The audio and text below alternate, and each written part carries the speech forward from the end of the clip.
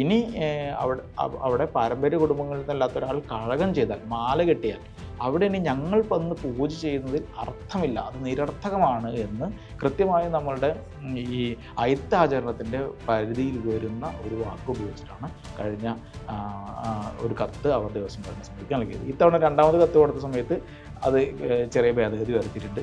അവരോട് ആലോചിക്കാതെ നിയമിച്ചു എന്നുള്ളതാണ് അവരുടെ പ്രശ്നം. അവിടെയും ചരിത്രമുണ്ട്. കൂടൽമാണിക്യത്തിൽ ഇന്ന് വരെ നടന്ന ഒരു കഴക നിയമനത്തിലും തന്ത്രിയല്ല നിയമനാധികാരിയായിട്ടുള്ളത്. തന്ത്രി നിയമിച്ച ചരിത്രമില്ല, തന്ത്രിയോട് ആലോചിച്ച് നിയമിച്ച ചരിത്രമില്ല. ആകപ്പാടെ കൂടെ ഇദ്ദേഹത്തിന് മാല കെട്ടാൻ അറിയുമെന്ന് ഉള്ള കാര്യത്തിൽ അഭിപ്രായം പറയുന്ന കവിഞ്ഞ് തന്ത്രി ഒരു നിയമനാധികാരിയായി കഴക വിഷയത്തിൽ കൂടൽമാണിക്യത്തിൽ പ്രവർത്തിച്ച ചരിത്രമേ ഇല്ല എന്നിരിക്കുകയാണ് അവർ ഇത്തരത്തിലുള്ള അവകാശവാദം നേരിടുന്നത്. അപ്പോൾ 5 ഫാമിലികൾ ഇപ്പോഴും അനുരാഗിനെയും ബഹിഷ്കരിക്കാനുള്ള സാധ്യത നിലനിൽക്കുകയും ഒരു ഇല്ലത്തുകാർ മാത്രം ഞങ്ങൾ ജാതിയിൽ വിശ്വസിക്കുന്നില്ല, അതുകൊണ്ട് ഞങ്ങൾ ഈ ഇവിടുത്തെ ക്ഷേത്ര ചടങ്ങുകൾ ഞങ്ങളുടെ അർപ്പിതമായ കർത്തവ്യം മുടങ്ങാതെ നിർവഹിക്കും എന്ന് വ്യക്തമാക്കുകയും ചെയ്തിട്ടുണ്ട്. അപ്പോൾ അനുരാഗിനെ നിയമിച്ചത് മുതൽ ഇതുവരെയുള്ള ദിവസങ്ങളിൽ അവിടെ ക്ഷേത്ര കാര്യങ്ങളെല്ലാം തന്നെ നടന്നു പോവുകയും ബഹിഷ്കരണ സമരം പ്രഖ്യാപിച്ച തന്ത്രിമാരുടെ സമരം ആദ്യത്തെ ദിവസം തന്നെ പരാജയപ്പെടുകയും ചെയ്തു.